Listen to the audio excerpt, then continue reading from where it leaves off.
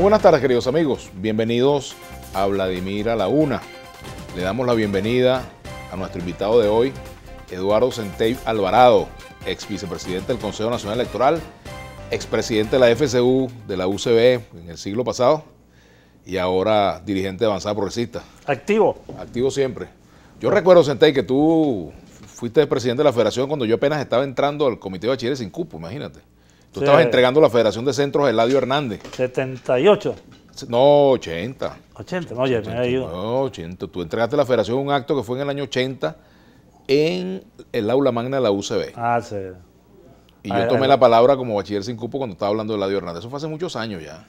Teníamos cabello. Así es, aquella época. Tú usabas el pelo largo, eras del MIR en esa época, ¿no? El glorioso MIR. Movimiento de Izquierda Revolucionaria. Decimos liquidarlo porque no le veíamos futuro y como responsables políticos responsables no vamos a seguir con un partido como BRD que le quedan 3 miembros y todavía existe. Nosotros decidimos cancelar el MIR como proyecto político. En ese momento estaban dividiendo con Américo Martín, ¿no? Ya se había dividido. El MIR, ya estaba dividido. Ya se había dividido, ya había la nueva alternativa y que fue Eric, quien era el candidato en ese momento, Eric Rodríguez, ¿no? Pero bueno, estamos hablando ya de cosas del pasado. De hace mucho tiempo, pero siempre es bueno tenerlo presente porque de allá venimos, ¿no? El que no se acuerda de dónde viene, no sabe hacia dónde va. Así es la vida. ¿De dónde vienes tú? Del MIR. Ajá. ¿Y hacia dónde vas? Bueno, me imagino que voy hacia una salida pacífica, democrática, constitucional y electoral para tener un nuevo presidente. Tú eres miembro de Avanzada Progresista y los partidos de oposición que yo pudiera calificar de una postura relativamente moderada, quizás perdieron protagonismo en este momento para ceder paso a la nueva situación que hoy hay en la oposición con el liderazgo de Juan Guaidó. ¿Estamos de acuerdo? Yo creo que hay una mezcla entre un cambio político y un cambio generacional. Yo creo que la generación, así como fue famosa la generación del 28, no el 28 mío, no, el otro, sino ese es otro 28. De 1928, generan unos cambios. Es que el único de la generación del 28 eres tú, de esa segunda generación del 28. No, habían otros que se escondieron. Bueno, entonces hubo un cambio no solo político, sino también generacional. Y lo que yo he llamado es el turno de los treintañeros.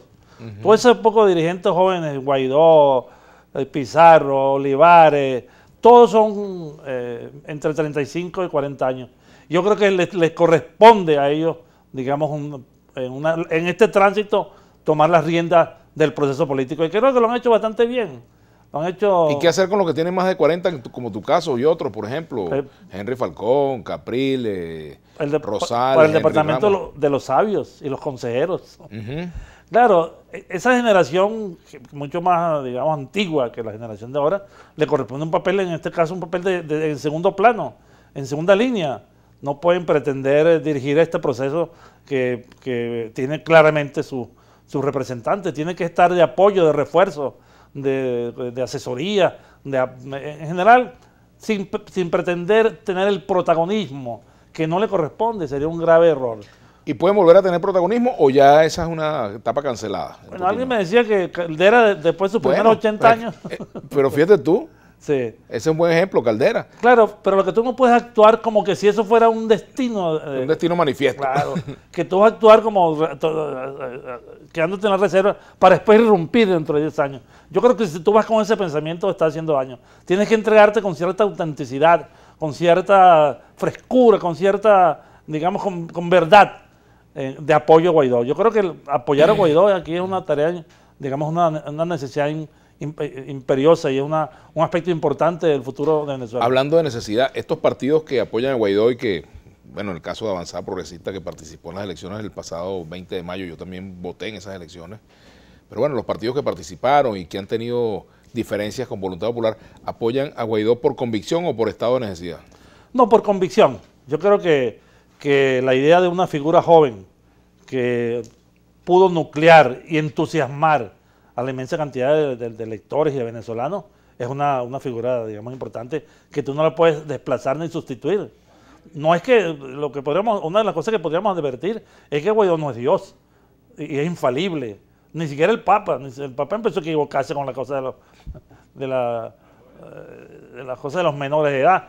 O sea, Guaidó no es infalible, pero es el que reúne Fíjate, pero llegó a ese proceso luego de sanción a cardenales. Yo vi que un cardenal... El de Australia. Sí. De Australia. Pero en todo caso, Guaidó representa la posibilidad de la unificación de Venezuela, la unificación de la oposición que está muy dormida, estaba muy derrotada, estaba muy decepcionada, y Guaidó despierta en la mayoría de los venezolanos un entusiasmo que eso no hay que reconocérselo.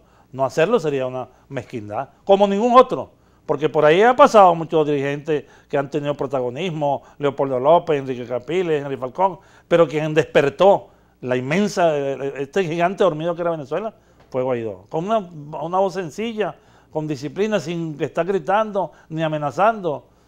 Como decían, solía decir un amigo mío, Moisés Molero, que decía, hay frases que dividen la humanidad. Por ejemplo, Cristo lo que dijo fue unidos, amados los unos a los otros. Y ahí se partió la humanidad antes de Cristo y después de Cristo con esa frase que fue una frase mágica. Esa frase que acuñó Guaidó, cese la usurpación, gobierno de transición y elecciones libres, esa frase dividió la historia de la oposición en dos momentos, antes de él y después de él. Él tiene que aprovechar eso, tiene que, digamos, cuidarlo, protegerlo. Tiene que tener mucho cuidado no desbocarse y llamar a una cosa estridente o a llamar a la guerra. Yo hice este letrerito que voy a poner para que los venezolanos y los electores, fíjense bien, te voy a explicar por qué cualquier salida es más barata que una guerra. Y yo creo que cuando Guaidó dice, todas las posibilidades están en la mesa, están entre ellas el convenio y la conversación y la negociación. Si todas están, esa tiene que estar. O sea, la posibilidad. Si todas están, no hay ninguna que esté por fuera. Así es. Y esa de una conversación pacífica, una negociación, es una de las principales. La guerra es el acabose. Después, no sé si me da tiempo de lo que podría significar una guerra en Venezuela. No, pero por supuesto que hay tiempo, Eduardo. Ahora, fíjate, el sí o sí. Me gustaría que analizáramos el sí o sí, lo que pasó el fin de semana en la frontera. Claro, cuando tú pones en las condiciones al gobierno sí o sí, ¿qué te puede responder el gobierno? No. O sea, si tú en lugar de buscar una salida que permita que la ayuda humanitaria ingrese, plantea una situación diciéndole al gobierno, mira gobierno, aquel macho soy yo y esas medicinas, esas van a entrar porque yo te lo digo. Sí. Cuando el gobierno dice, se pone en otro lado, bueno, porque yo te voy a decir que no y no. Entonces, claro, en un país donde por un lado tú vas a poner sí, y por otro lado no y no, ahí no hay posibilidades sino de una confrontación de otra naturaleza, porque le está cerrando la posibilidad de una conversación, a una estrategia pacífica, a una salida negociada. Tú no puedes llamar, todos los tambores no pueden ser de guerra. Tienes que tener un tambor para la rumba, un tambor para la guaracha. No puede ser que los tambores sean tambores de guerra. Bueno, entonces, claro, yo creo que esa fue una extralimitación, que creo que fue más allá de esa frase no conducía a nada, sino a una confrontación como efecto la hubo. Tenemos que hacer una pausa y antes de irnos a la pausa queremos felicitar a nuestra querida María Alejandra Nava, nuestra jefa de producción aquí de Vladimir a la Una. Y bueno, parte de este equipo de que llegamos a Globovisión hace ya unos cuantos años, 5 años, llegamos prácticamente juntos a Globovisión. Quiero felicitar, está de cumpleaños. Son poquitos todavía, pero uno más que el año pasado. Felicidades, hacemos la pausa y ya venimos.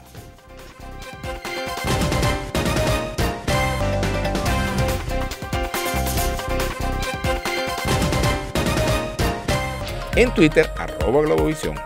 En Instagram, @Globovisión. En Facebook, Globovisión.